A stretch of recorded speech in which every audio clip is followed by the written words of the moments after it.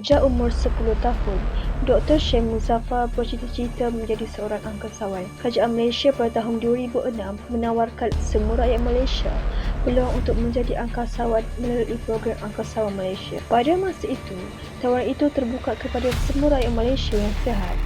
Seramai 11,275 calon yang didaftarkan untuk pelbagai kelayakan. Mereka disalin secara menyeluruh oleh pakar dan diuji untuk ketahanan fizikal dan mental. Program Angkasawan Malaysia adalah sebahagian daripada perjanjian untuk membeli pesawat tempur Rusia bernilai RM3.44 bilion. Seperti yang kita sedia maklum, kerajaan Malaysia baru sahaja melengkapkan sistem pertahanannya dengan pesawat tempur Sukhoi.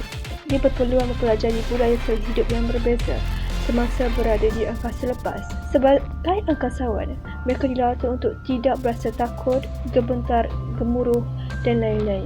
Ini penting kerana perasaan sedemikian boleh menyebabkan kesukaran pada masa kecemasan.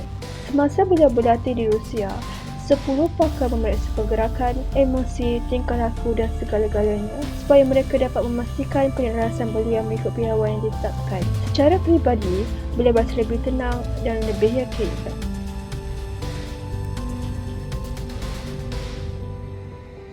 Dr. Syed Muzaffar mempunyai cita-cita yang tinggi sejak kecil lagi.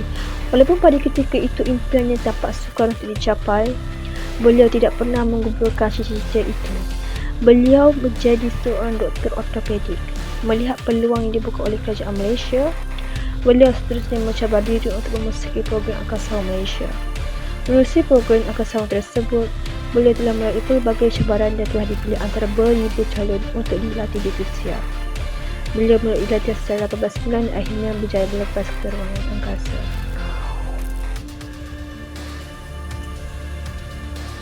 Ketika beliau berada di ruang angkasa, beliau mengibarkan bendera Malaysia yang dibawanya. Sifat patriotik beliau ini patut dicontohi oleh semua rakyat Malaysia.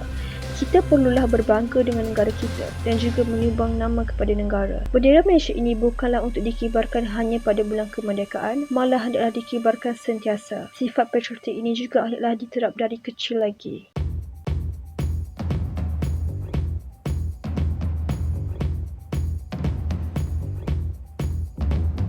Dr. Syed Muzaffar merupakan seorang individu yang berpandangan jauh sejak kecil lagi dan beliau tahu apa yang ingin dicapai semasa beliau berumur 10 tahun lagi. Beliau percaya bahawa beliau akan mencapai cita-citanya suatu hari nanti dan kini terbuktilah bahawa beliau bukan sahaja berangan-angan kosong untuk ke angkasa lepas. Malah, beliau bekerja keras untuk mencapai azam yang sekian lama telah beliau impikan. Perkara ini yang membezakan beliau dengan orang lain di mana orang lain juga berangan-angan tetapi mereka pendamkannya apabila berdepan dengan cabaran dan dilanda gundah gulana. Akhirnya tidak banyak yang diinginkan akan dicapai kerana telah membelenggukan diri dengan pelbagai batasan dan halangan. Syed Muzaffar menekankan betapa pentingnya untuk terus menyimpan angan-angan demi menjelmakannya menjadi kenyataan.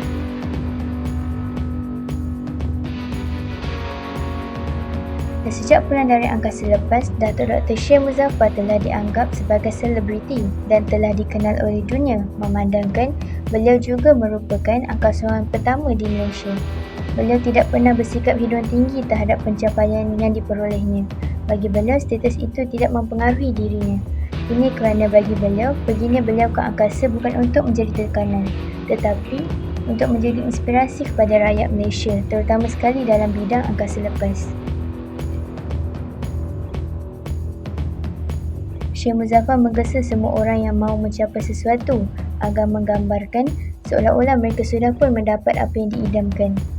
Beliau pernah menceritakan di sebuah artikel yang dikeluarkan oleh UKM bahawa sebelum beliau melelapkan mata untuk tidur, beliau akan berangan-angan menggambarkan bahawa beliau sedang menuju ke angkasa lepas suatu hari kelak. Beliau percaya kepada diri sendiri bahawa beliau mampu melakukannya dan beliau mahu masyarakat untuk percaya terhadap diri sendiri terhadap kebolehan masing-masing kerana kebolehan tersebut tiada batasannya, melainkan diri sendiri yang menetapkan batas tersebut.